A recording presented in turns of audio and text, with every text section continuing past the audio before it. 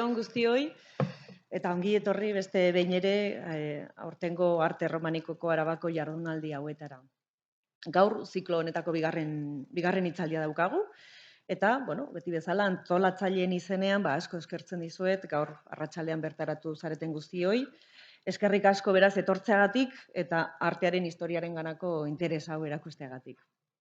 Bienvenidas y bienvenidos a todas las personas que habéis venido a esta segunda conferencia de las 8ª Jornadas Alavesas de Arte Románico que estamos celebrando aquí en esta Facultad de Letras de la Universidad del País Vasco en el campus de Vitoria-Gasteiz. En nombre de los organizadores, pues quiero agradeceros una vez más vuestra presencia y vuestro interés en la historia del arte en particular y en la historia del arte románico en particular, en historia del arte en general, perdón. Bueno, en esta segunda conferencia vamos a seguir hablando del lujo durante los siglos del románico, que es el tema que hemos escogido para estas jornadas. Y para ello, hoy hemos invitado a Ana Cabrera Lafuente, que acaba de llegar corriendo desde Madrid, un poco justa, pero ha llegado para la conferencia a pesar de las aventuras que ha tenido con el tren. Bueno, Ana Cabrera Lafuente es arqueóloga de formación y es doctora en Historia del Arte y es especialista en textiles históricos y también en museos. Y yo creo que esa es la faceta profesional más interesante de nuestra invitada de hoy, porque en su carrera profesional une dos de los aspectos que tiene la historia del arte. No son los únicos, pero sí son dos aspectos importantes, que son la investigación histórico-artística y también la conservación y exhibición en las instituciones museísticas. Son ambas facetas, necesarias y también complementarias, ¿verdad? Entonces, por una parte, es una gran investigadora sobre textiles históricos, sobre todo medievales, tanto textiles coptos como hispano-musulmanes, como todos los medievales, y sus numerosas publicaciones científicas dan buena muestra de ello porque tiene una amplia producción. Además, es investigadora del Departamento de Investigación del Victoria and Albert Museum de Londres, donde trabajó con una beca Marie Curie. Y eso ya nos muestra también el carácter internacional de nuestra invitada de hoy y con ello pues, su amplia perspectiva internacional. De hecho, yo creo que, sin temor a equivocarnos, podemos afirmar que Ana Cabrera Lafuente es una de las grandes especialistas de textiles medievales que hay en España, junto con Laura Rodríguez Peinado, de la Universidad Complutense de Madrid, que participó, si os acordáis, también en nuestras jornadas hace dos ediciones y con quien nos une pues, una bonita amistad también. Y a ti también, ¿verdad? Bueno, y la otra faceta que nos parece muy interesante es el mundo de los museos y de las colecciones, porque Ana Cabrera lleva más de 20 años como conservadora de museos y es experta en patrimonio cultural de diferentes museos públicos de España, pues el Museo del Traje, por ejemplo, el Museo Nacional de Artes Decorativas. Bueno, este trabajo le permite y le ha permitido conocer de primera mano las colecciones de textiles históricos que hay en España y no solo de conocer e investigar, que es esa faceta que acabo de citar, sino también de gestionar para que se conozca y de gestionar para que se conserve y que siempre es el primer paso para valorar un patrimonio tan rico como el textil, tan rico como poco conocido, ¿no? Bueno, Ana ha sido directora del Instituto de Patrimonio Cultural de España, el conocidísimo IPCE, que como bien sabréis es una institución pública que coordina la conservación de edificios históricos, de yacimientos arqueológicos y obras de arte del Estado y de la Iglesia. Y también, esto es una cosa importante, es una de las instituciones más importantes en formación de conservadores, restauradores y conservadores de museos junto con las universidades. Ahora trabaja en Tour España. Bueno, y como es lógico, pues la hemos invitado para que nos hable de los textiles, de tejidos, de esos tejidos ricos del románico que procedían de Asia Central, que nos llegaron a través de Bizancio y de Al-Ándalus. Y en estas jornadas de 2025 que dedicamos al lujo durante la época del románico, pues ya sabéis, no podía faltar los textiles, que siempre intentamos darle cabida en estas jornadas, porque ya sabemos que las telas fueron, durante muchos siglos, uno de los principales signos de lujo y de ostentación. Y eso todo pues, lo vamos a conocer a través de una de sus mayores especialistas. Bueno, pues muchísimas gracias, Ana, por aceptar nuestra invitación a la primera. Lamento las circunstancias estresantes del viaje que te ha traído hasta aquí, pero eres más que bienvenida. Pues nada, primero muchas gracias a todos por su interés, agradecer a la universidad y a la asociación y a Ricardo la bienvenida. Me hubiera gustado llegar antes porque hacía tiempo que no pasaba por aquí y siempre es un placer pasear por Vitoria, pero la Renfe ha pensado de otra manera y he llegado pues un poco justa como para decir, no sé si relajarme o no relajarme. Pero bueno, creo que también es importante porque espero, como verán en breve, este es un tema que me apasiona. Y cuando a alguien le apasiona algo, intenta transmitir, pero también se embala. Es decir, que si ven que me embalo, alcen la mano y digan, para y respira, porque creo que también es importante.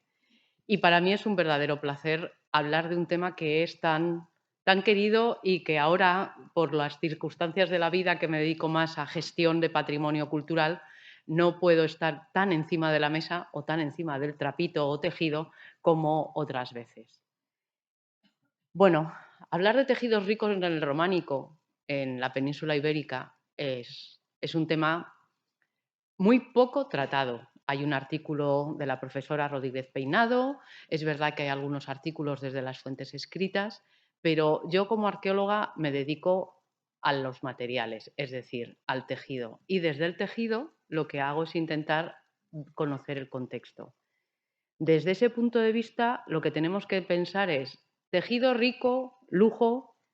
Cuando estamos pensando en un tejido, ¿qué es lo que define que sea un tejido rico o no? Lo principal es cómo está realizado y con qué está realizado, lo que se llaman las materias primas. Pero luego también tenemos toda una serie de circunstancias, como es el uso de hilos metálicos, que tengan algunos tintes que son raros o que no sean de la península ibérica. Estoy pensando en la púrpura real o la púrpura verdadera, que esté realizado en una técnica que no se conoce, o que los motivos, es decir, las decoraciones, sean foráneas, ajenas a lo que es el medio artístico en el que se mueve este románico. Pero lo más importante también es las otras circunstancias, es decir, su rareza, su procedencia. Y aquí creo que hay dos puntos importantísimos. La relación de los tejidos ricos con las reliquias, porque le añade un plus al tejido, y el relacionado con los regalos diplomáticos. Y es que, aunque parece que en la Edad Media la gente no se movía y mucho. A lo mejor no muy alejado, pero hay gente que viaja a Constantinopla. Tenemos embajadas de Otón I que vienen a Medinazara y a Córdoba. Tenemos gente de Córdoba que se mueve a Constantinopla y a Francia. Tenemos a los italianos intentando conseguir más seda porque necesitan tener más seda para sus telares.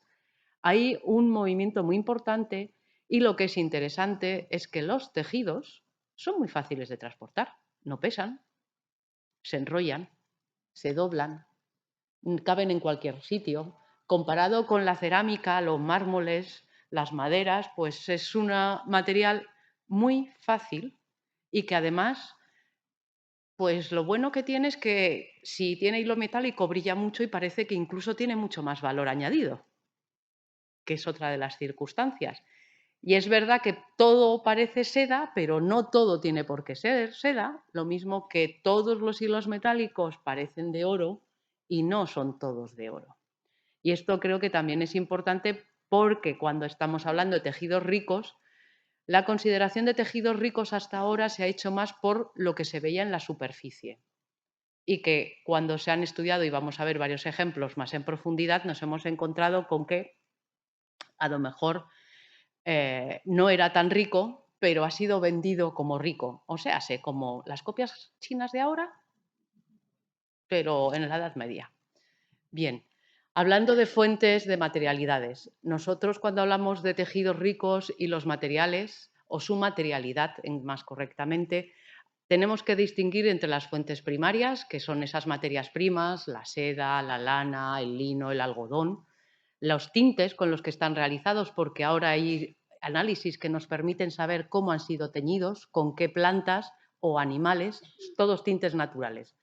Para quien no lo sepa, tenemos tintes naturales en la ropa hasta el siglo XIX, que es cuando se inventan las anilinas y empezamos a tener tintes llamados artificiales.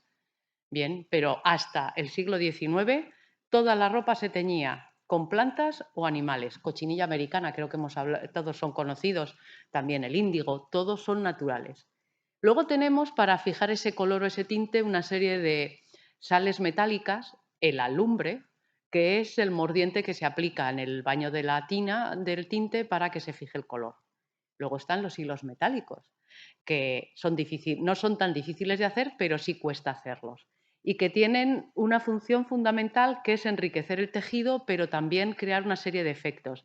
Y les pongo la foto de este samito, que es un tipo de tejido, una técnica, que está en San Isidoro, porque como tiene fondo amarillo, ¿cómo se sabe cuál es el que tiene el hilo metálico y cuál no? ¿Ven que hay un amarillo mucho más brillante? Este es el del hilo metálico. Y la macrofoto que tienen es la línea recta de esa especie de motivo que parece una cola de animal que tenemos.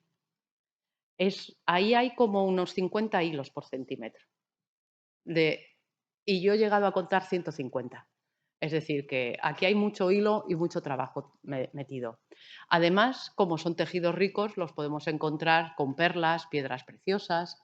Y luego hay un plus más, que es cómo está hecho, con qué telar. Tenemos tafetán, que es el más simple, o lienzo. Los lienzos les suenan por los cuadros, ¿verdad? Pues los lienzos, tafetán en tejidos. Las sargas. Y luego ya nos complicamos. Tenemos los lampás, los samitos. Se pueden complicar más aplicando decoración con el bordado. Otro tejido de lujo del que no voy a hablar mucho porque ya es un poco tardío, tardío en cuanto al románico, son las alfombras. Y España es muy conocida por su producción de alfombras en la Edad Media. Y las fuentes secundarias para la materialidad del tejido son las fuentes escritas, porque las tenemos descritos con mucho detalle en las fuentes cortesanas, los inventarios de la corte, por ejemplo, la relación de cómo se recibe a la embajada de Otón I en Medinazara. Las fuentes literarias tenemos descripciones de geógrafos, poemas. El collar de la paloma es uno de los mejores ejemplos de descripciones de tejidos.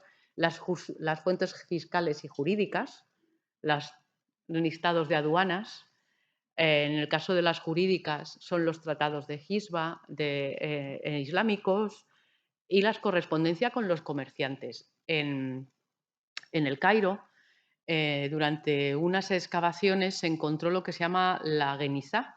La Genizá del Cairo son una serie de documentos, muchos de ellos de cartas de comerciantes que estaban dentro de una sinagoga judía y que fueron guardados en una especie de armarito. Ese armario se cubrió hasta que en el siglo XX se encontró.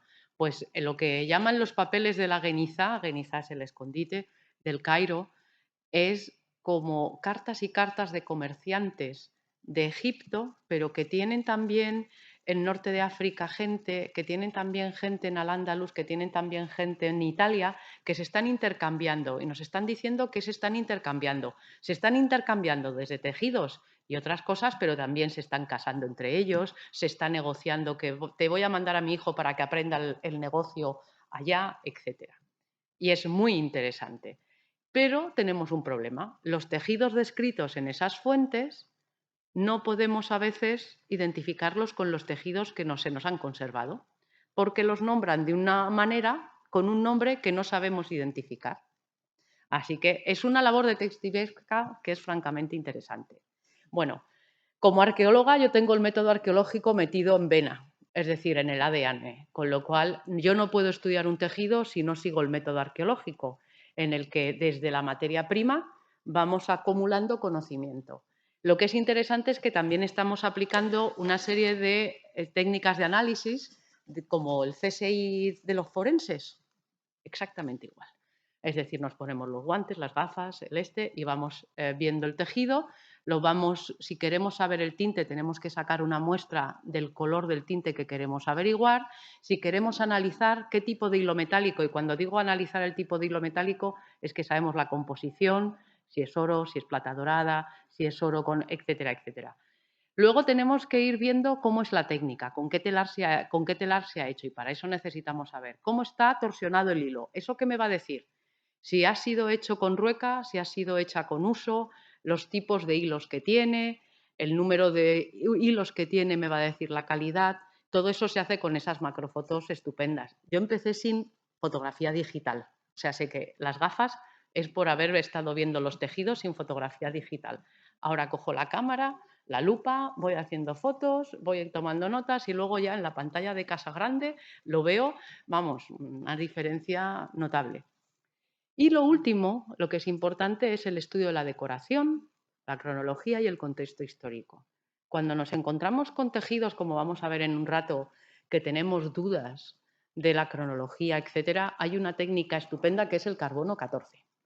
Es cara, pero ayuda mucho, sobre todo cuando tenemos dudas, y ahora vamos a ver unas cuantas, porque lo que es importante que sepan es que de los tejidos se sabe un poco, pero todavía queda mucho por conocer. Bien, las fuentes secundarias, las embajadas, nos dan un montón de información, pero tenemos los inventarios eclesiásticos. En el Liber Pontificalis, que es el inventario de los papas, que está desde el siglo VII, aparecen un montón de referencias a tejidos hispanicum, que no significa que sean cristianos, sino que venían de Hispania, que puede ser ese conjunto de distintos reinos que había. Tenemos los inventarios catedralicios y yo acabo de estar en un proyecto sobre la Catedral de Toledo en que por primera vez nos hemos estado leyendo los inventarios catedralicios desde el 1259 hasta el siglo XIX y han salido un montón de sorpresas. Pero también tenemos los tratados de agronomía, que eso es una especialidad de Al-Andalus, como el calendario de Córdoba. Hemos hablado de la relación de los bienes en aduanas. Y una cosa muy interesante son los viajes, las descripciones de los geógrafos.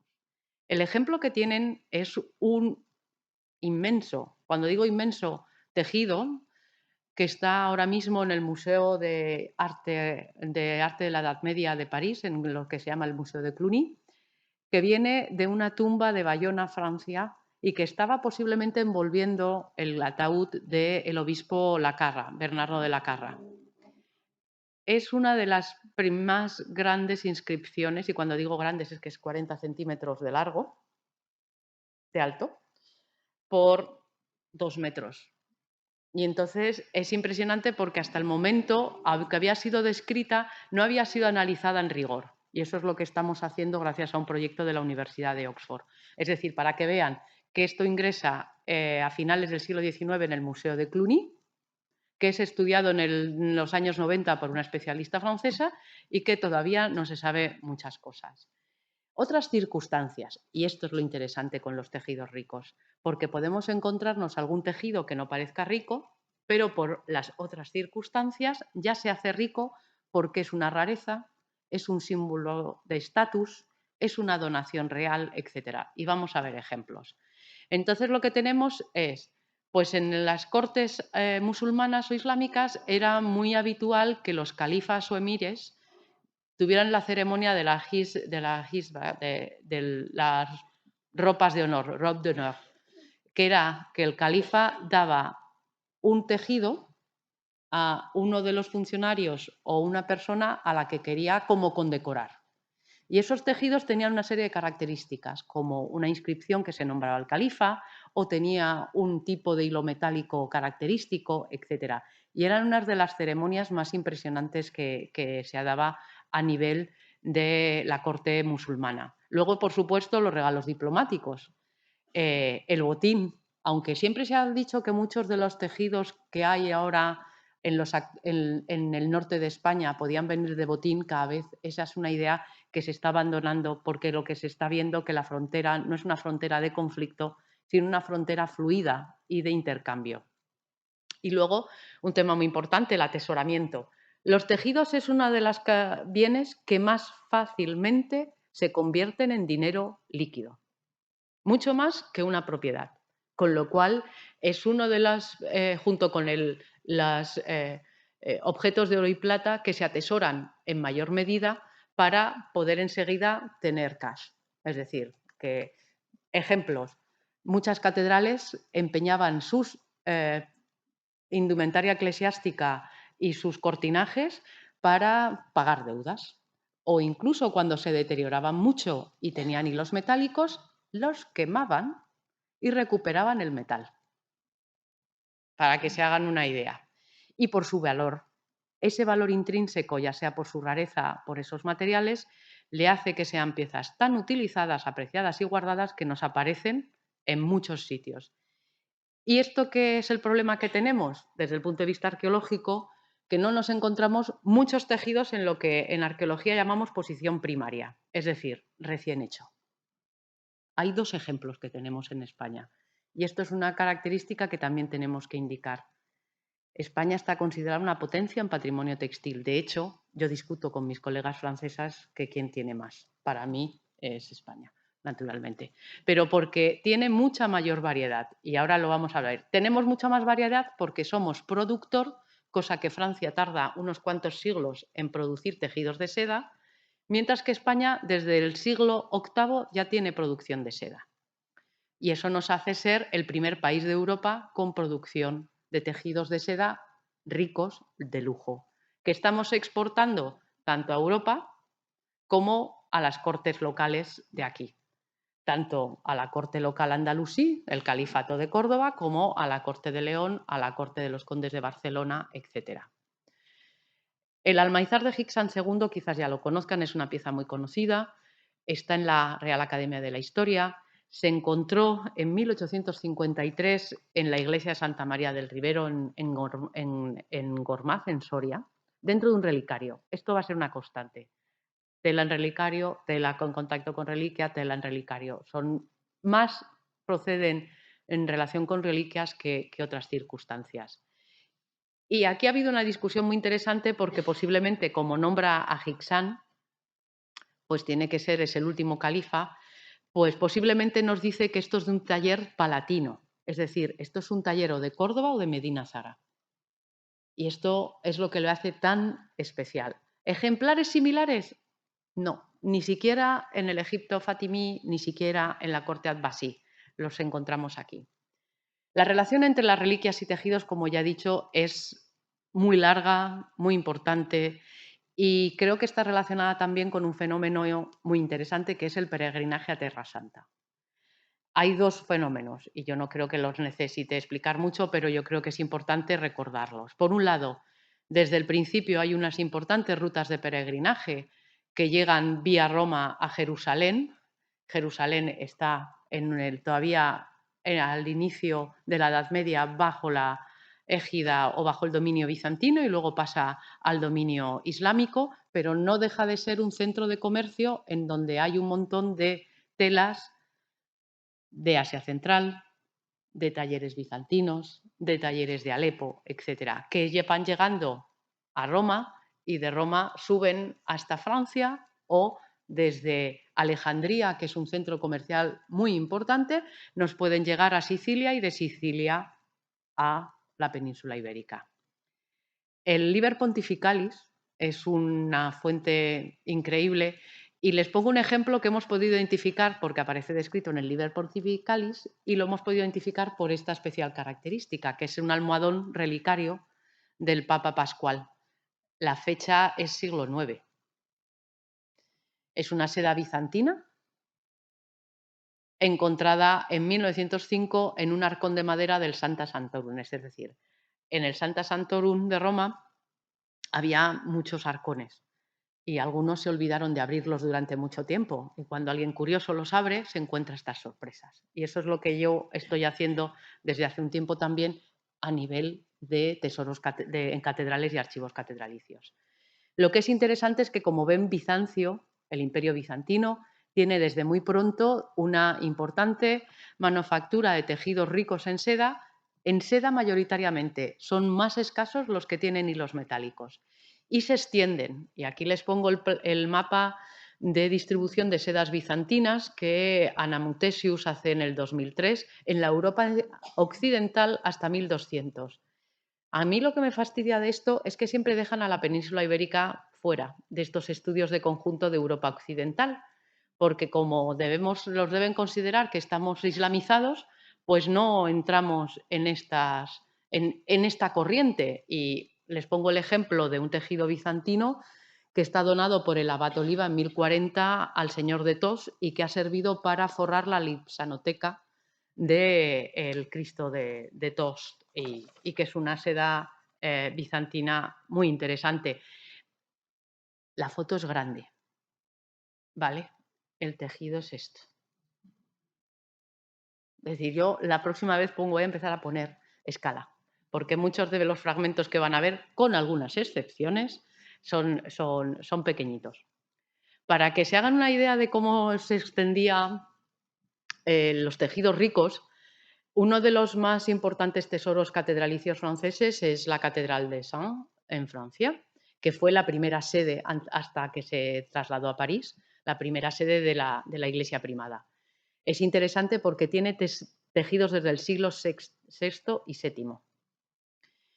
Entre ellos, el sudario de Santa Columba, que les pongo aquí un fragmento. Este es uno de los pocos tejidos completos que tienen en Francia. Y lo que es posiblemente es un tejido de taller andalusí del siglo XI. La macrofoto que ven, esta de aquí, es de este detalle de aquí. ¿Vale? Y aquí ven un hilo metálico, que es una trama, tiene luego una trama marrón, una trama blanca, que es esta línea de aquí, y luego tenemos este fondo rojo, que es el conjunto del fondo rojo que tenemos aquí. Vale, esto es 1 centímetro del tejido, o menos de 1 centímetro. A contar hilos para saber calidad. Bueno, pero hemos visto Sens, hemos visto Roma y ahora nos vamos a trasladar a lo que es ¿qué tenemos aquí? Y voy a empezar con Santiago, porque Santiago es un caso paradigmático, Santiago de Compostela, el peregrinaje, todo. Bueno, pues debido a las vicisitudes de la propia Catedral de Santiago, que como saben fue objeto de racias por los árabes, objeto de racias por los vikingos, pasaron varias circunstancias. Estaba muy endeudada, con lo cual sabemos que durante mucho tiempo estuvo vendiendo sus trapos, sus tejidos para hacer dinero. La sorprendente es que tejidos medievales tiene lo que les voy a mostrar y no más. También debido a que en el año 1921 se incendia la capilla de reliquias y muchas se debieron de perder en el incendio. Entonces, ¿qué les enseño aquí? 2 tejidos posiblemente de taller andalusí, de entre los siglos XI y XII, del monasterio de San Martín Pinario. Si han estado en Santiago saben que San Martín Pinario está al lado y ahora es parte del Museo Diocesano. Es interesante porque van a ver que muchos de los tejidos andalusíes que están devolviendo reliquias o incluso como reliquias en sí mismo tienen unas inscripciones en árabe preciosísimas. Es decir, que lo que es importante es el valor del tejido en sí mismo, que sea de seda, que sea de hilo metálico, que además lleve tiempo envolviendo una reliquia, con lo cual ya ese sentido de reliquia por contacto del hueso del santo ha pasado al tejido. Y entonces a veces ya no nos quedan los huesos, pero nos queda el tejido. Y este es el caso de San Martín Pinario. Otro muy interesante es los procedentes del relicario de Santa Susana, que en realidad es de Oporto y Oporto está pidiendo su devolución. Aquí se va a organizar una buena. Pero bueno, tengo una falta de ortografía, perdonen. Bueno, lo que es importante es que se abrió en el 89 y se vio que había estos tejidos. Estos ya son tejidos que para mí no corresponderían casi al románico porque son los pani tartarici, los paños de los tártaros. Estamos ya en el siglo XIII con Gengis Khan, las cruzadas, y nos empieza a llegar a Europa un montón de tejidos en donde hay muchísimo oro, y el oro que ven es toda esta decoración de la piña, con una seda, y son tejidos muy pesados, que caen mucho, pero todos hemos visto cómo vestían en la corte manchú y se necesita ese tejido con cuerpo que caiga. Lo que es interesante es que lo que nos están diciendo es que estos tejidos nos llegan, porque el Mediterráneo ya se nos ha quedado chico, se nos ha quedado chico a nosotros, a los italianos y a los sirios. Entonces, es interesante porque los pani tartarici se llaman así y aparecen en la Catedral de Toledo, en la Catedral de Palencia, en la Catedral de Santiago y en Italia en todos los sitios. Y también sabemos, porque incluso aparecen en las huelgas de Burgos, dentro de los tejidos con los que se enterraron la Casa Real de Castilla. Siguiendo con Santiago, bueno, aquí la animación para que vieran que está aquí, espero que lo vean bien. Y aquí esta es digamos, la manga de la dalmática, que está compuesta de 5 fragmentos. Pero a la vez que tenemos este impresionante tejido venido posiblemente de Asia Central, nos encontramos con un tejido de lino, bordado en lana, en seda, perdón. Y que se encontró, por eso he cogido la foto, se encontró hecho esa especie de cosa que dices, esto yo no lo toco ni con guantes. Porque normalmente, como vienen de enterramientos o han estado en contacto con huesos, la primera impresión no es nada buena. Pero bueno, luego se lavan, se restauran y quedan también como, como la foto que es tan grande que lo que he hecho ha sido traerles un detalle. Lo que tiene es una decoración bordada un poco infantil, diría alguien, esquemática, pero lo que es interesante es que aquí hay gente que lo ha clasificado como de Asia Central, porque como venía con esos pani tartarici, yo creo que esto más bien es un producto local. Y cuando digo local, peninsular o incluso de cerca de aquí. Porque este es el típico bordado que también nos encontramos en algunos fragmentos en la Catedral de León, en la Catedral de Astorga, de talleres locales, de lo que es el trabajo habitual de monjas y monjes, porque los monjes también bordan. El bordado es una profesión que podían hacer hombres y mujeres. A partir del 19 ya es otra cosa, pero en la Edad Media los bordaba cualquier persona porque, entre otras cosas, se tenía que coser la ropa, así que era importante. Otros descubrimientos. Este es increíble. Catedral de Palencia. Saben que hace nada ha celebrado sus 800 años y para celebrar esos 800 años se empieza a abrir todo tipo de cajas, cajitas, arcones, arquetas y de repente se encuentran ese tejido azul envolviendo un fémur de un santo y cuando lo empezamos a desenrollar es grande, más grande, es más grande, más grande. Como soy arqueóloga, el tocar los huesos no me importa. O sea, y estas cosas. Pero lo que es emocionante es que en el año 2020 nos hemos encontrado un tejido casi completo en la Catedral de Palencia que posiblemente sea de un taller egipcio de la dinastía fatimí.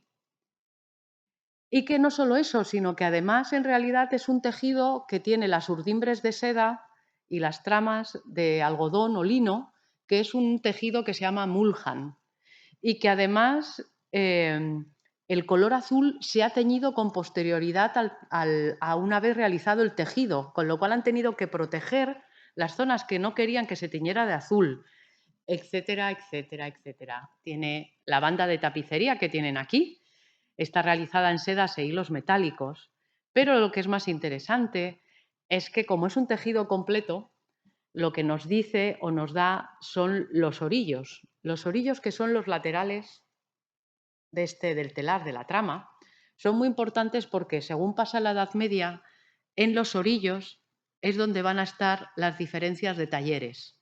Es decir, en las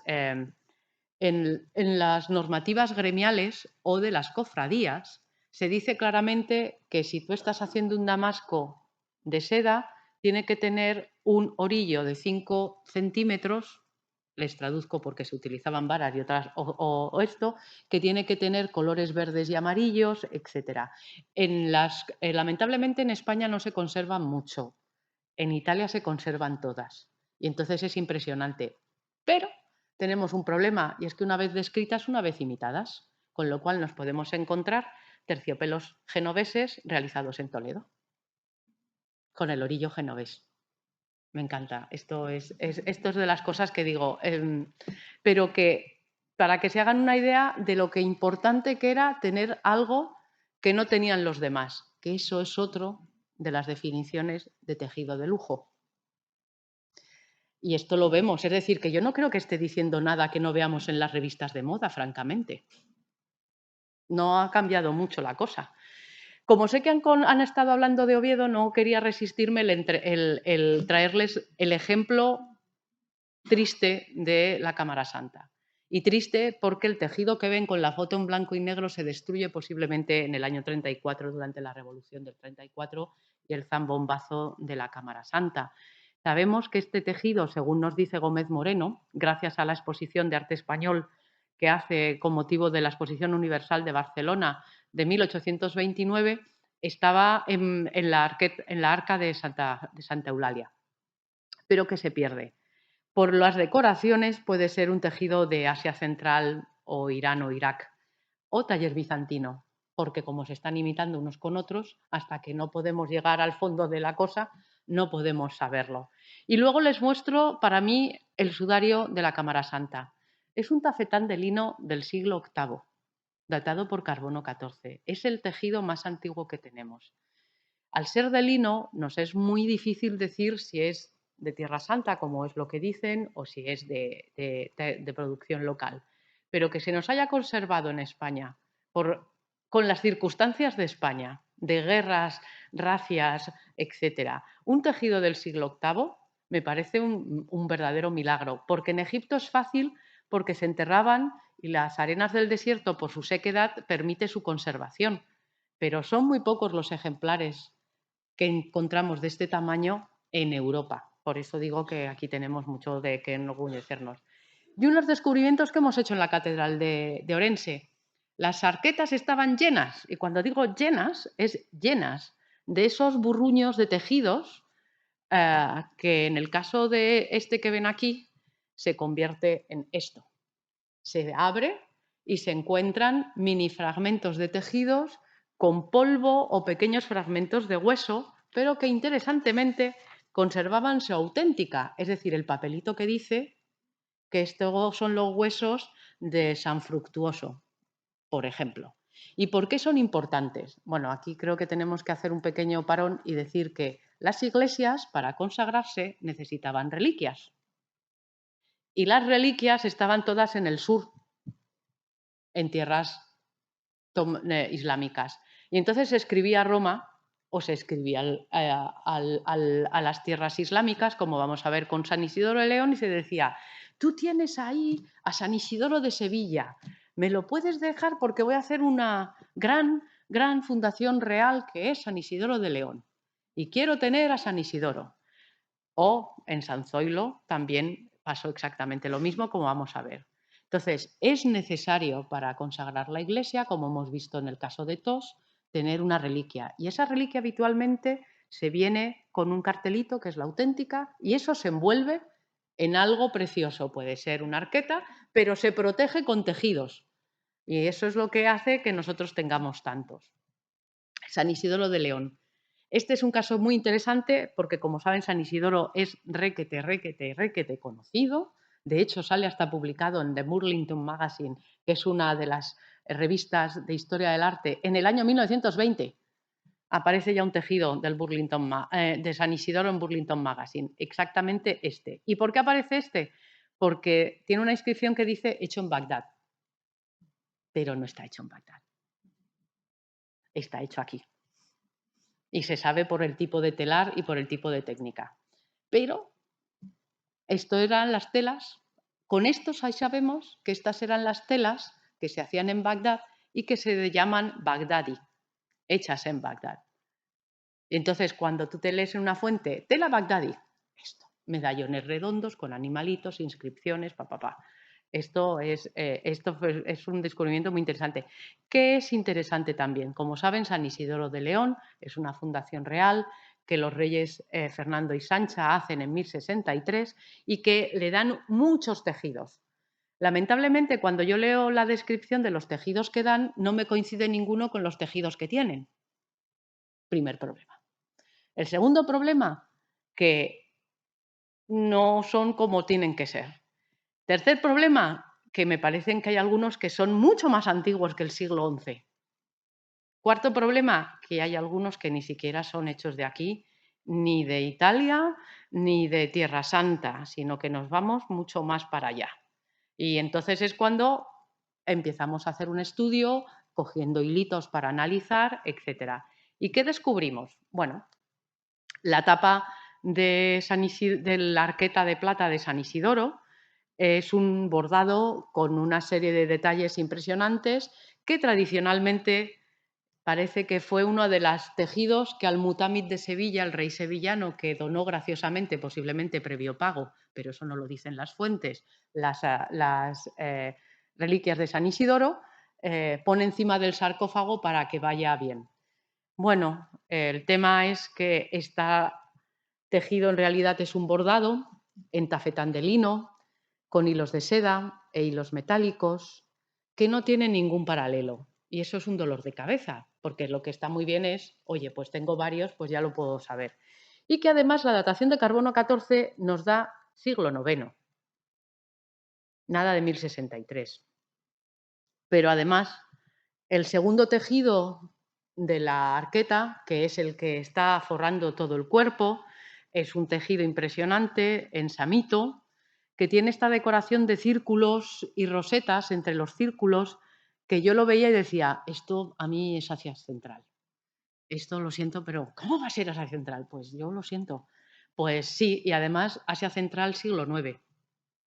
Pues eso, radiocarbono, carbono 14, 800, 960. Y además, lo que me parece mucho más interesante es que este es un tipo de tejido que nos aparece dentro de los mayores tesoros eclesiásticos europeos. Yo les pongo simplemente el tesoro de la Catedral de Lieja, en Bélgica, que tienen el tejido completo. Pero hay otro en Sens, hay otro en Maastricht, hay otro en Colonia. Es decir, que las monarquías leonesa estaba haciendo exactamente lo mismo que hacían los francos, los belgas, etc. Y esto me parece muy interesante porque al final no estamos tan alejados de ese milieu, ese medio, ese contexto europeo. Y esta es una de las sorpresas. Otra de las sorpresas que tuvimos es que nos encontramos muchos tejidos sueltos, pero por cómo estaban recortados decíamos, esto puede ser de una arqueta. Y cuando nos vamos al archivo fotográfico de Gómez Moreno, que le debemos de tener un altar o dos o tres a San Gómez Moreno, porque gracias a que empezó a fotografiar todo y a documentar todo, nos encontramos que estos tejidos vienen de estas arquetas, de la arqueta de San Marcelo. Y no solo eso, sino que tenemos un tejido complejo, y cuando digo complejo es que está lleno de medallones con inscripciones. Los medallones hay algunos figurados, otros geométricos. Les voy a poner la descripción. Este es el tejido que nos encontramos. Este es un lampás de seda. Ya no estamos hablando de samito, estamos hablando de lampás. Esto solo puede ser en torno al siglo XI y está hecho en un momento muy concreto de que se llaman las sedas buyíes, de la dinastía buyí de Irán. Y que nos llega a León. Posiblemente por comercio, posiblemente por relaciones, regalos diplomáticos. Pero lo que es importante es ver que desde el principio, yo creo que ahí hay a mí me encanta el libro de Sánchez Albornoz sobre León en el siglo X, en donde sabemos que ya en el siglo X hay instalados judíos comerciando y sabemos que están trayendo sedas bizantinas y sabemos que están trayendo sedas aún más lejanas. Otro de los tejidos ricos de San Isidoro es el que forra totalmente la arqueta de los marfiles que conservaba los restos de San Juan Bautista y San Pelayo. Es un lampás de seda del siglo XI. Yo lo digo taller ibérico. ¿Por qué no digo taller andalusí? Porque el problema que nos encontramos es que ya en el siglo X sabemos que había tiraceros, es decir, tejedores, en León. Con lo cual, cuando sabemos que ya hay tejedores que se llaman tiraceros, tiraceros significa que vienen del taller palatino, son tejedores de alta cualificación. No podemos saber si están hechos en un taller del sur, andalusí, o en un taller de la corte leonesa. Por eso es importante que los llamemos ibéricos, porque no lo sabemos. De hecho, Laura Rodríguez dice que es posiblemente de ese taller tiracero. Yo tengo mis dudas y mis dudas se basan en varias cuestiones. Lo primero es que esta banda roja, que siempre se ha descrito como lisa, no es lisa. No sé si pueden distinguir que hay como una pequeña decoración. Esto es lo que se llama una seda incisa y se llama incisa porque lo que hacen es que para crear la decoración la urdimbre aparece en determinados momentos para crear la decoración. Es muy difícil de distinguir, hay que tener una luz rasante. Pero lo que también me dice es la cronología. Estas sedas, este tipo de decoración de seda incisa no aparece más allá del 11 y se queda en el 11, nada más. ¿Por qué también decimos, o hay gente como Laura Rodríguez Peinado que piensa que esto es una seda de esos tiraceros mozárabes que están en el pueblo de Pajareros, cerca de León? Porque la inscripción tiene problemas. Tiene problemas en que está mal escrita. Pero también tenemos que quitar ciertos conocimientos que pensamos que los tejedores debían de saber leer árabe. Los tejedores no leían árabe. Los tejedores lo que tenían era un cartón con la inscripción. Había cartones de motivos decorativos y cartones de inscripción. Esos cartones se ponían debajo y el tejedor lo iba haciendo. Lo que es importante es que a veces el tejedor no sabe árabe y entonces pone la inscripción al revés. Y hay un ejemplo estupendo de esto en las huelgas. Yo siempre pensaba que el tejido estaba, pues, la foto del revés, hasta que me puse delante y dije, no, el cartón con la inscripción se puso al revés y como el tejedor no sabía leer árabe, no se dio cuenta. Y este es uno de estos tejidos. Comentar que gracias al trabajo de Gómez Moreno, que nos deja estas impresionantes fotos en blanco y negro, se ha podido rastrear en los tejidos. Cuando los tejidos tienen estos recortes en forma, podemos conocer que estaban forrando algo. Pero lo que es impresionante es que en San Isidro nos encontramos tejidos bizantinos tempranos, y cuando digo tempranos, posiblemente del siglo VIII. Este es otro posible tejido bizantino del siglo IX. Este puede ser bizantino o sirio del siglo IX. Y este puede ser, aunque esa es una púrpura, que no es púrpura porque es una combinación de un tinte rojo y azul que crea ese tono morado, este incluso puede ser andalusí, para que vean la cantidad de procedencias que nos encontramos en un sitio que es una fundación real. Otro ejemplo que quiero traer es San Zoilo. San Zoilo, Monasterio de San Zoilo, Carrión de los Condes, Palencia, fundación en torno al año 11. ¿Qué es interesante? Pues que haciendo unas obras se encuentran 2 tejidos completos. Y cuando digo completos es que tenemos los flecos de las urdimbles y los orillos de las tramas. Y tienen un tamaño muy interesante. Cuando digo interesante es que yo cada vez que llevo a mis colegas extranjeros a verlos, se caen de espaldas, vamos a decirlo en plata. ¿Por qué? Porque el tejido que ven azul con las animales o águilas bicéfalas tiene una anchura de 271 centímetros. Ni siquiera los telares de doble tela actuales tienen esa longitud. El tejido rojo de las águilas, y ahora les pongo el detalle, tiene en torno a 236 centímetros de ancho. Es decir, este sí que es una doble tela de las de ahora. Para hacer un tejido de 271 centímetros se necesita un telar muy complejo y solo hay uno documentado, que es el telar Zilu, que solo se hacía en Irán y en una ciudad concreta de Irán. Es decir, ¿qué hacen unos tejidos de Irán? Que aparecen en un monasterio de San Zoilo en Palencia. Bueno, esto está relacionado con la traída de las reliquias para consagrar al monasterio y porque esto es uno de los primeros monasterios que una familia muy importante de Castilla hace. Es decir, un tejido rico está relacionado con una traída de reliquias, pero sobre todo es una marca de distinción. Y esto es otro de las características del lujo, distinguirse sobre los demás. Y esto es una marca claramente de distinción.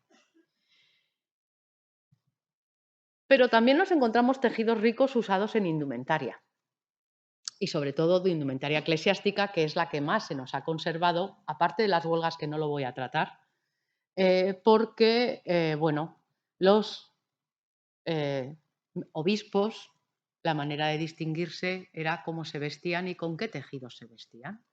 Y aquí les traigo una mitra, la mitra de San Rosendo, de nuevo de la Catedral de Orense. Esto ahora ya es una reliquia, porque está relacionada con el obispo Rosendo. Pero en realidad es una mitra que se debía de utilizar en ceremonias o misas solemnes. Lo que es interesante es que conserva su forma original. Y esto es importante porque muchas veces lo que nos encontramos, y esto es algo relacionado, es que los tejidos han sido recortados, cortados, transformados. Y esto en la indumentaria eclesiástica es algo que ocurre muy a menudo. Con lo cual lo que nos encontramos al final es un fragmento de algo que era más grande que debía conformar una dalmática. En el caso de la mitra, lo que es interesante es que tiene su forma original. Y además nos ha permitido estudiar cómo se hacían las mitras, porque las mitras son muy difíciles de hacer. Tienen esta forma triangular, pero luego es troncocónica, pero además tienen que mantener la forma y para mantener la forma se consiguen creando varias capas y aquí la ven. Es la primera vez que se ha podido distinguir. Y esas capas, entre medias, tiene un trozo de pergamino, que es lo que mantiene rígida la forma. Y no sé, es decir, lo que no puede hacer un obispo es que cuando está con la mitra puesta, el triángulo de superior se baje. Eso quedaría fatal. Entonces, no puede ser. Y para eso hay que hacerlos de bien hechas y necesitan una rigidez especial.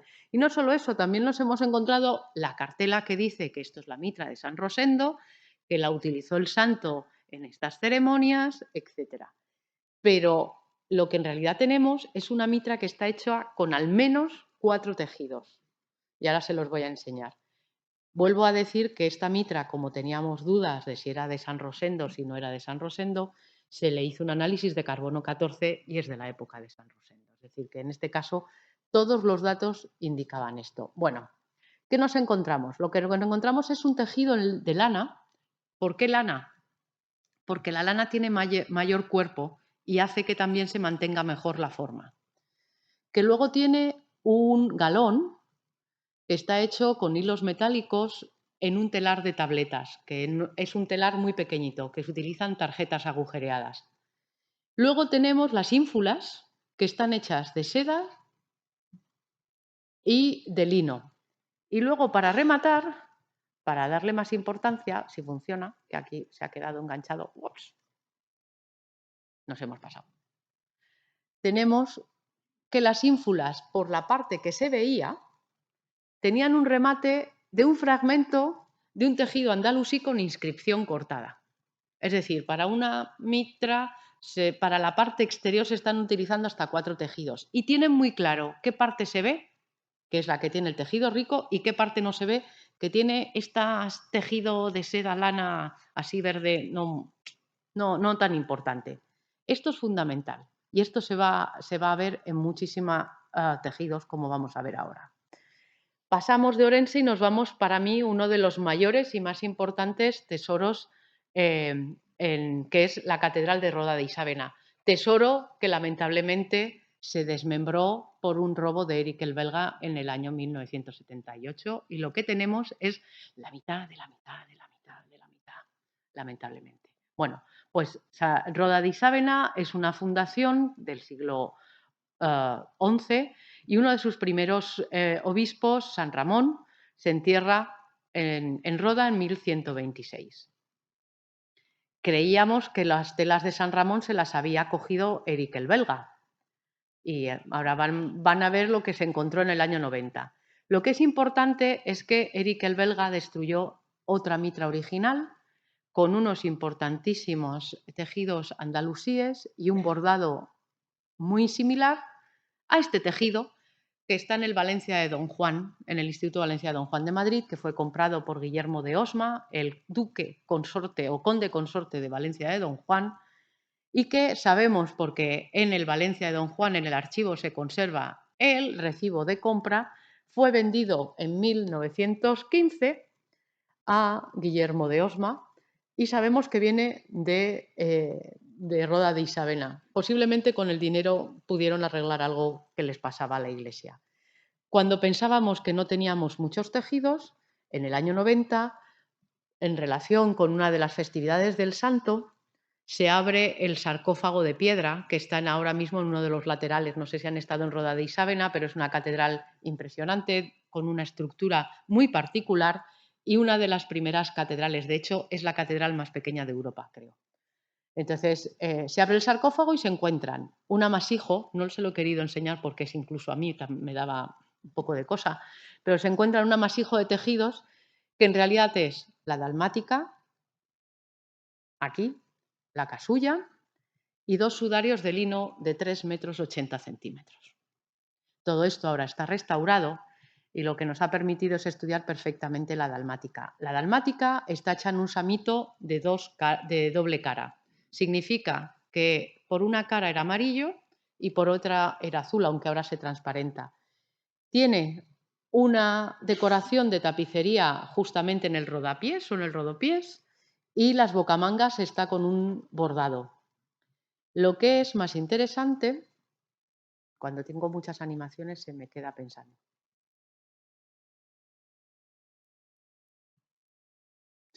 Es la casulla.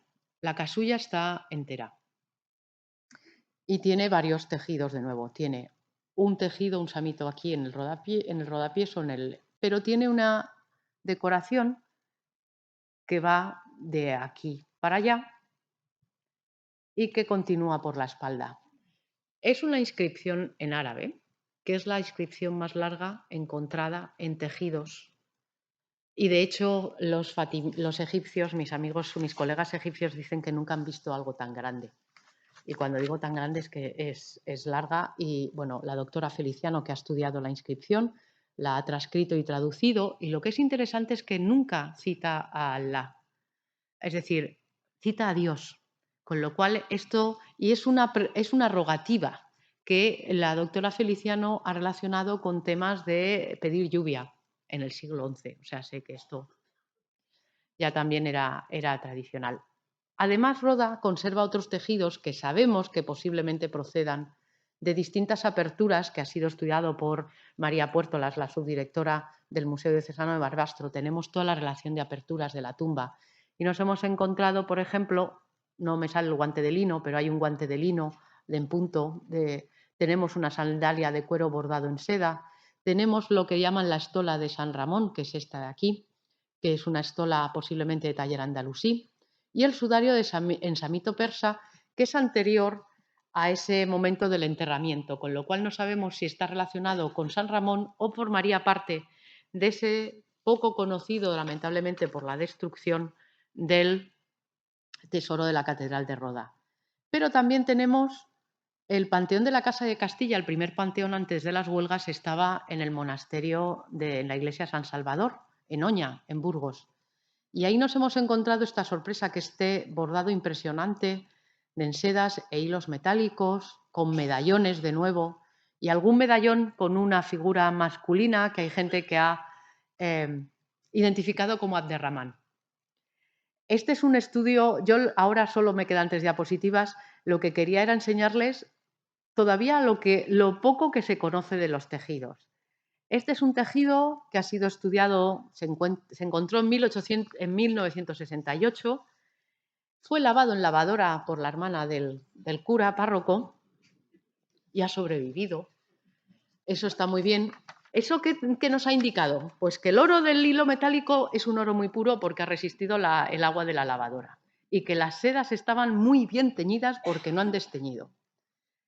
Pero vamos a intentar evitarlo. Si se encuentran un tejido histórico, por favor, llamen a los especialistas y no los metan en las lavadoras. Pero bueno, aquí lo que les cuento es, bueno, ¿a cuántas distintas cronologías y talleres ha sido atribuido y está todavía en discusión? Nos encontramos la atribución a un taller andalusí, siglos XI-XII, Egipto fatimí, siglo XI, a un taller palatino, posiblemente relacionado con una batalla de Abderramán III y del siglo X, y lo último es un taller abbasí en torno a finales del siglo X, inicios del XII. Y en ello estamos.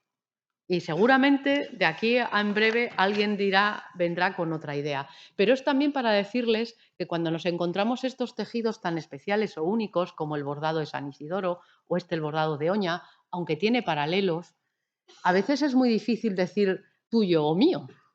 Y entonces lo que es interesante es que cada vez se sabe más, cada vez se van encontrando cosas que permiten ampliar y contextualizar. Pero este sin duda es uno de los mejores ejemplos de tejido rico.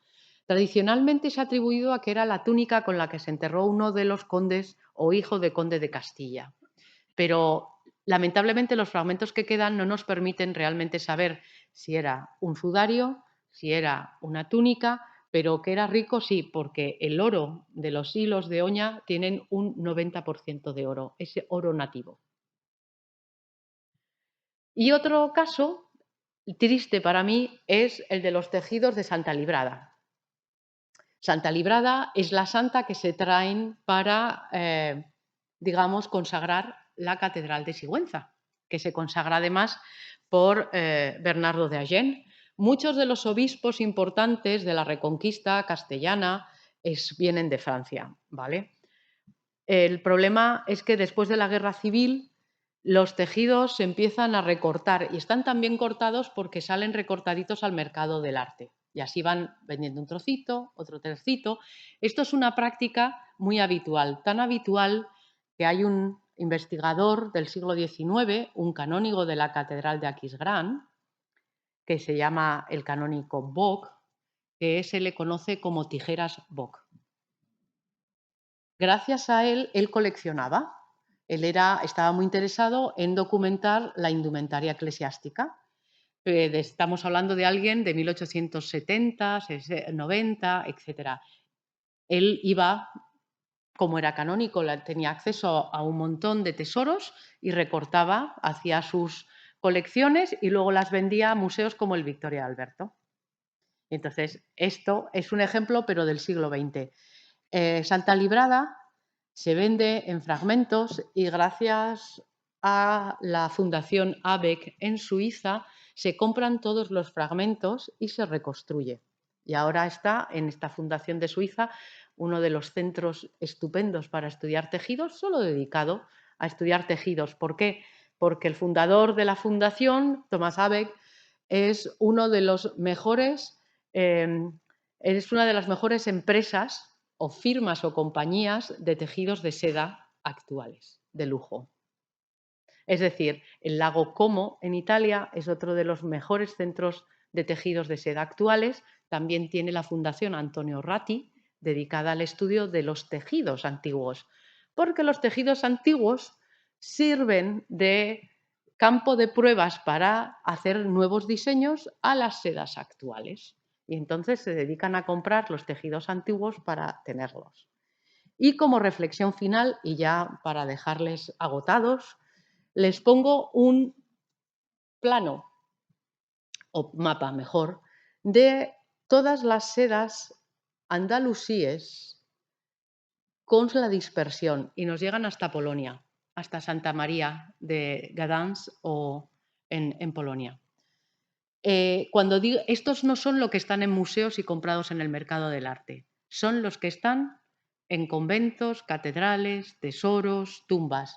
Tenemos Durham, tenemos Canterbury, dos de los más importantes centros católicos de las Islas Británicas, Gdansk, la Catedral de Santa María, tenemos Maastricht, tenemos Marseille, Tours, Saint-Denis, etcétera, etcétera.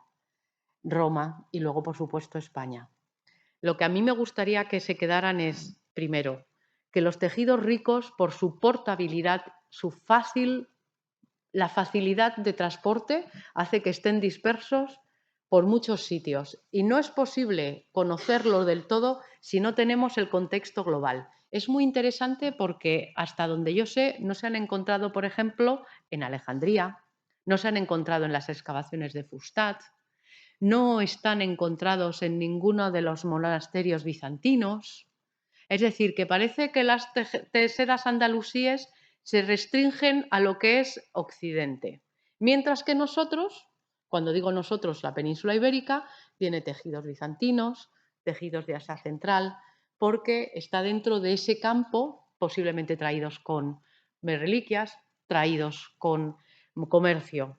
Pero cuando hablamos de tejidos ricos hay que tener varias cuestiones en mente. Primero, que hay imitaciones y que hay que saber distinguir las imitaciones. Lo que hemos hablado del tejido de Bagdad, que no era de Bagdad. Que es importante porque una cosa es hablar de los tejidos ricos en el románico, es decir, para mí siglo XII-XIII, y los tejidos ricos a partir del 13. Maureen Miller, que es una especialista norteamericana, en su libro sobre la indumentaria eclesiástica en Europa, hace un comentario que me parece muy importante, y es que mientras que hasta el 12 funcionan las relaciones diplomáticas, a partir del 12 funcionan las relaciones comerciales. ¿Por qué? Porque ya estamos con las cruzadas, ya estamos con los reinos bien asentados, ya tenemos al temple comerciando de arriba abajo, etc. Y creo que también hay que intentar hablar de la apertura de nuevas redes comerciales. No se puede entender que Europa esté lleno de pani tartarici o paños tártaros si no sabemos que tenemos a las cruzadas en plena efervescencia y que se ha abierto una ruta comercial que nos comunica directamente con China. No es que no estuviera abierta hasta entonces, sino que ahora en vez de ser una ruta es una autopista. Bien, y yo creo que con esto quería simplemente darles una perspectiva quizás un poco personal de lo que son los tejidos ricos en el románico. Muchas gracias.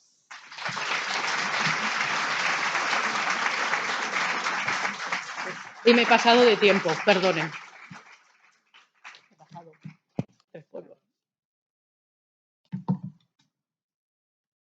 Bien, pues muchísimas gracias, Ana, por esta brillante conferencia y por darnos a conocer este patrimonio tan fantástico y tan poco conocido, ¿no? Y tan sorprendente de los tejidos.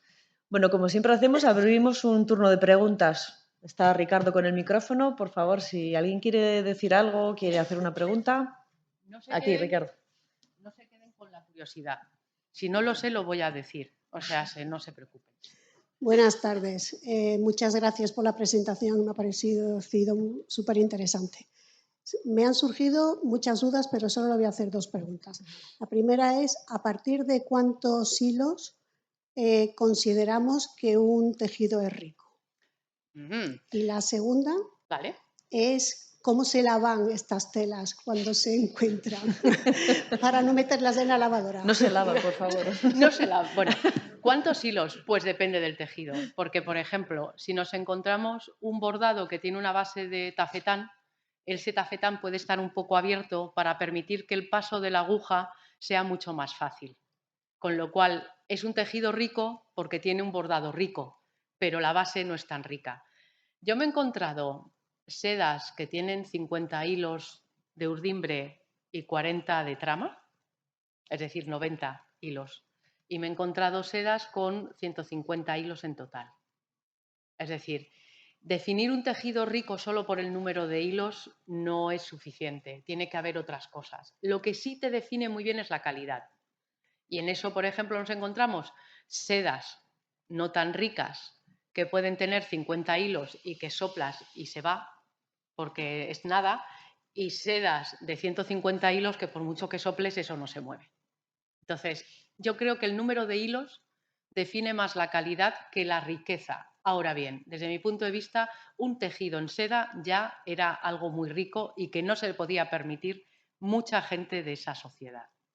En cuanto a la limpieza, me alegra que me haga esta pregunta.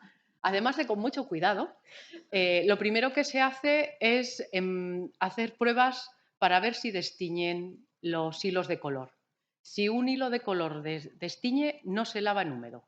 Solo se hace una microaspiración con unos aspiradores que es como el tubo de este micrófono y una bolsa que se va aspirando con enorme paciencia y línea a línea. Normalmente los tejidos lo primero que se hace es que se intentan aplanar. Ese burruño que hemos visto, lo primero es que se intenta aplanar poco a poco, a veces con humedad y a veces con peso. Una vez que están extendidos, se le pone casi como una excavación arqueológica. Se tienden hilos para alinear el tejido, porque todos sabemos que los hilos tienen que estar alineados. Y una vez que está alineado, se empieza con la limpieza. Si no se puede hacer en húmedo, se aspira y las manchas se quedan. Agua destilada, desmineralizada. Al agua de la lavadora se le pasa por un montón de tratamientos y luego el jabón no es jabón como tal, es un jabón neutro, de perlas, bueno, es un proceso. Y hay veces que se permite y otras que no. Y, por supuesto, no se lleva a una tintorería. Como se dice siempre, no lo intente en casa, ¿no? Déjelo en manos de profesionales, ¿no? Buenas tardes. Buenas. En las alusiones a Dios en la casulla de San Ramón de Roda y Savena, estos, ¿cómo es que si lo hicieron los árabes, que eran mozárabes, eran peticiones de aquí? Yo creo que más bien hay que ponerlo, es decir, el concepto de Dios, Allah, es un concepto que significa Dios y como tal puede estar bien incluso en un contexto cristiano, si entendemos el Dios en genérico. Y lo que es importante es cuando realmente sabemos que se aplica a un contexto islámico es cuando tienes la profesión de fe. Es decir, Allah es el único Dios y Mahoma es su profeta, la profesión de fe. Eso es lo que te indica que tú eres musulmán. De hecho, la prueba que hacen los musulmanes para saber que son musulmanes es hacer la profesión de fe, que es recitar esa sura del Corán. ¿Vale? Cuando no aparece esa sura del Corán es cuando se nos abre el campo. Y además, como esto ni siquiera está dentro del Corán, sino que es una rogativa, es lo que es mucho más sugerente. Y en esas peleas están gente más sesuda que yo de árabe y de religión. Pero sí, esta es una de las cuestiones que el año que viene es el 900 años de San Ramón, creo, sí, el 900 años de San Ramón y lo vamos a celebrar y va a haber una sesión solo dedicada a estudiar exactamente qué es lo que, por qué alguien tan culto como San Ramón del Monte, que sabemos que leía árabe, yo creo que hay que empezar a abrir el campo y ser fluidos en el sentido de el hecho de que se hable de un Dios no significa que sea un Dios de un lado o un Dios de otro. Y que además muchas de las inscripciones que nos estamos encontrando en contextos eclesiásticos cristianos no tienen la profesión de fe, pero sí nombran a Allah. Y ¿lo sabían o no? Esa es la cuestión. Es que no me aclara nada una cosa. Sí. Hay una ermita cerca de mi pueblo, Ujú. San Juan de Busa, en el Serrallo del Sí. Pirineo, que hay dudas los historiadores entre si es mozárabe o... Y entonces en la puerta, en Cúfica, en la escritura cúfica, Sí. pone el único Dios es Dios. Y Dios entonces, es Dios. claro, decíamos, ¿qué Dios? Alá. Vale. El tema es que es lo mismo que pasa con esos tiraceros que he dicho yo que llegan a León. El tema es que los mozárabes en Al-Ándalus, es decir, en el califato y en el emirato, vivían perfectamente y tenían sus capillas y sus iglesias. Lo único es que estaban arabizados, con lo cual para ellos su lengua es el árabe, su escritura es el árabe, con lo cual si ellos se trasladan al norte cristiano, sí, bien, pero para ellos la palabra Dios es Allah, no es Deus.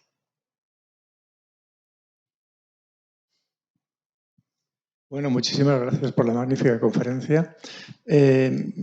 Bueno, de alguna forma me ha sorprendido no mucho el hecho de que los tejedores fueran tanto hombres como mujeres. Pero mi pregunta es, ¿se tiene idea de si las mujeres participaban activamente en el diseño de esos tejidos? El problema es que no tenemos mucha idea de quiénes diseñaban tejidos. Vale, gracias por la pregunta, porque el proceso de estos tejidos tan ricos y tan impresionantes es un proceso complejo. Lo que sabemos es que hay cartones. Sabemos que los cartones, por ejemplo, en el Opus Anglicanum, en el bordado inglés, los hacían los mismos monjes que iluminaban las Biblias tan magníficas inglesas. Es decir, que tenemos a los mejores diseñadores haciendo los diseños para luego ser bordados. En el mundo islámico lo que sabemos es, por el tipo de técnica, es que las inscripciones los hacían los calígrafos. Y se sabe que los calígrafos es una de las profesiones más reconocidas en el mundo islámico, porque eran los únicos que podían escribir la palabra de Dios. Eso es un detalle interesante. ¿Qué otros diseños? Bueno, tenían a gente que iluminaban, pues los mismos iluminadores que hacían algunas iluminaciones o musivarios, los que hacían mosaicos, podían estar haciendo diseños. Una vez que se tiene el diseño, lo que sabemos es que el taller del telar tenía diseños varios. Un cliente entraba, decía, pues yo quiero esta inscripción con estos medallones, y se junta en un tejido. Eso en un taller palatino no funcionaba así.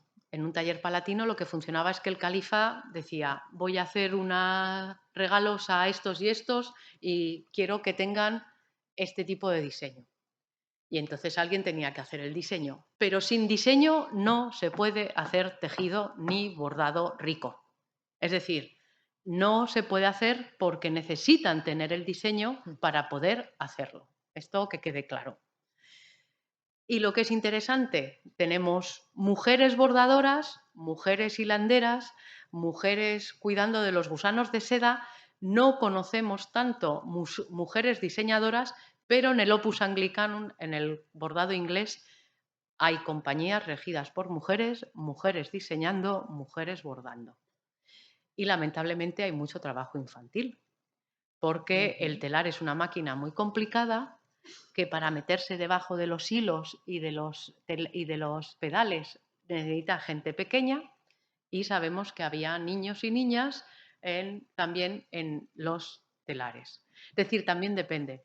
En Italia, en Inglaterra, en Francia, están documentadas mujeres llevando los talleres, diseñando, tejiendo y bordando. En España se saben de bordadoras y de bordadores, pero no tenemos, lamentablemente, no tenemos esa riqueza documental de saber por ejemplo, en Francia hay un libro muy importante de una colega norteamericana que estudia los tejidos, un tipo característico de tejidos que de repente florece en París. ¿Y por qué florece en París en el siglo XIII?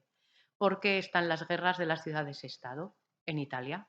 Y cuando hay guerra no hay negocio. Y entonces los tejedores, los ceramistas, todos los artesanos huyen. Y las mujeres huyen a Francia porque en Francia se permite que sean las dueñas del taller, mientras que en Italia no.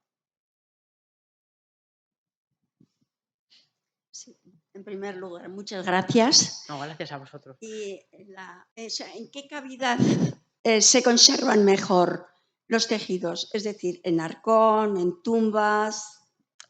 En tumba no. En tumba no. Porque la descomposición, es decir, en un ataúd, fuera del ataúd, vale. Dentro del ataúd, mejor no.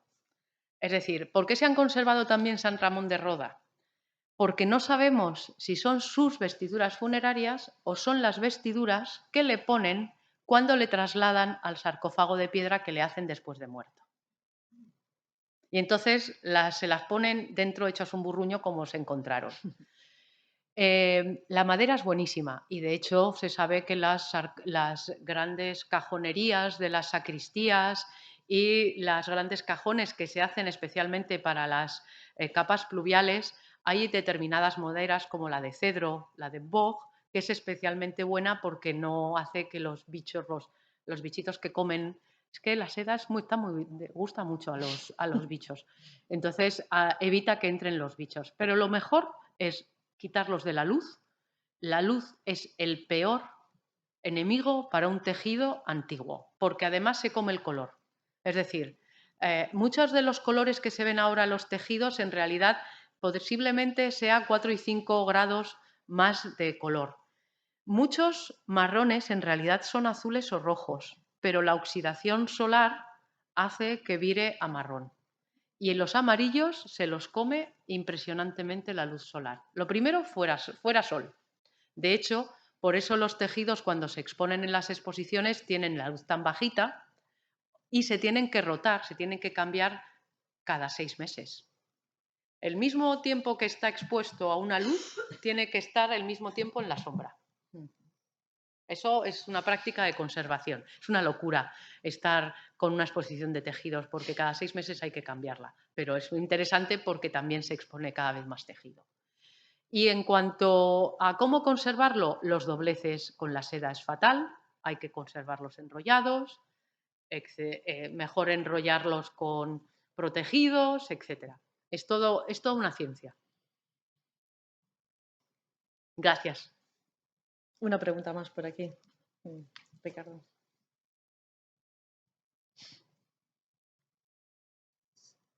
Hola, sí.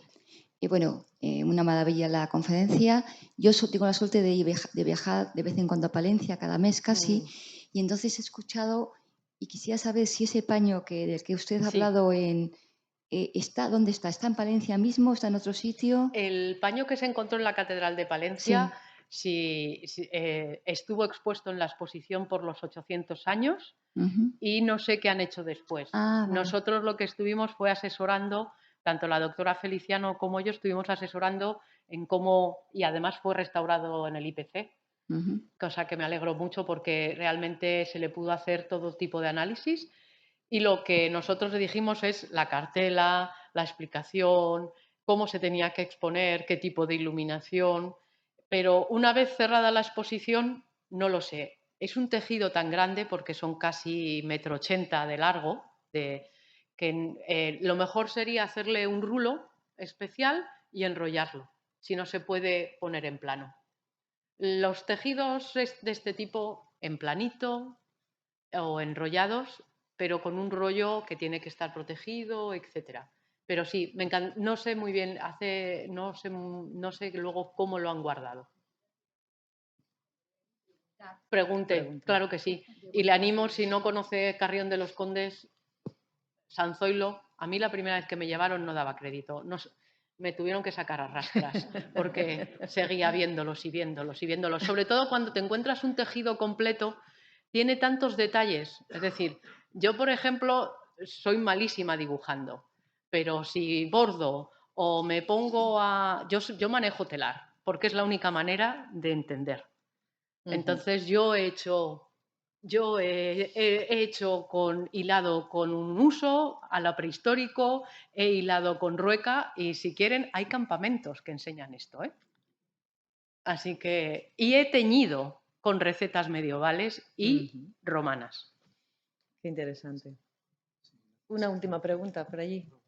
Bueno, como todos los demás, agradecer la exposición y hacer una referencia a la cenefa esta en árabe que me ha traído el recuerdo de las caricaturas de Mahoma. No sé, comentar que la frase que los talibanes ponen, que pone no hay más Dios que Alá, las dos palabras están la y la Alá. Entonces, en aquel tiempo o había una hermandad, un hermanamiento grande o un riesgo también de atacar por poner solo el Dios que no corresponde a Alá, que es como más desnaturalizado. Bueno, Gracias. no sé si conocen, pero en el mundo musulmán hay distintas corrientes. Están los malaquíes, ahora los chiíes, los suníes, los ismailíes, etcétera, etcétera. Lo que sí sabemos es que en la península ibérica, por las especiales circunstancias, porque es lo más alejado que tienen de la Meca y Medina, es decir, de los lugares santos por antonomasia del mundo musulmán, me da la impresión de que eran un poco relajados. Y son tan relajados que en el Collar de la Paloma, por ejemplo, se ve que están bebiendo, describen un poema en donde hay un borracho y que beben vino. Pero es que en la Alhambra se cultivaban vides y se hacía vino para los reyes nazaríes. Entonces, yo creo que también hay que entender que a veces es verdad. Primero, yo creo que aquí tenemos también que tener en cuenta que, por un lado, tenemos la pesada losa de la Reconquista, que ahora mismo está en discusión. Por otro, que mucho era producto de botín, cuando ahora se sabe que lo menos es el botín de guerra. Que además nos han educado, o por lo menos esa es la percepción en donde yo me he criado, que las fronteras son rígidas. Y las fronteras ni son rígidas ni impiden el paso, sobre todo, de los productos de lujo o ricos. Pero, en segundo lugar, lo que también hay que entender es que las embajadas, esos regalos diplomáticos de los que he hablado, no solo es una arqueta de marfil, puede ser el musivario que hizo los mosaicos de la mezquita de Córdoba que se traen de Constantinopla. O puede ser el bordador que hace los bordados para esto. Es decir, los regalos diplomáticos no solo son regalos como los entendemos ahora. Son conocimientos. La lista de regalos que traen la embajada de Constantinopla de Ramán III, lo primero que le trae es el Dioscórides, una versión del Dioscórides. Todo el saber griego clásico lo traen las embajadas bizantinas al Andalus. Es decir, que estamos hablando de libros, estamos hablando de técnicos de agronomía, etc. Entonces, esto creo que hay que evitar enfrentamientos y ser más abiertos. Bueno, vamos a cerrar estas preguntas, pero yo tenía una, aprovechando, enseguida Vale. terminamos, pero Yo no, me encanta, ¿eh? aprovechando que han venido tantos estudiantes, Ana, desde tu punto de vista, ¿qué salidas profesionales tiene conocer bien textiles históricos? Vale. Para empezar, somos tan pocos que ya me consideran una dinosauria. ¿Vale? Entonces, campo de estudio, el que queráis. ¿Por qué? Yo hice arqueología y sabéis que en la arqueología en los 90, cuando yo acabé la carrera, o cerámica o cerámica. Y yo cuando vi que todos mis compañeros iban a hacer cerámica, dije, pues yo no, porque si ya hay tanta gente, ¿para qué? Y es verdad que yo había bordado y me encantaba el tema de los tejidos, la moda, etcétera, dije, tejidos. En ese momento se estaban empezando a aplicar las ciencias forenses a todos los objetos encontrados en arqueología, las cerámicas, el carbono 14, y se empezó también a aplicar a tejidos. Y a mí eso de ponerme con microscopios y demás también me ha gustado, pero la realidad es que no tenemos especialistas en tejidos. Los pocos que quedamos ya tenemos una edad, aunque una edad y necesitamos recambio, porque lo que es increíble es que seguimos encontrando cosas.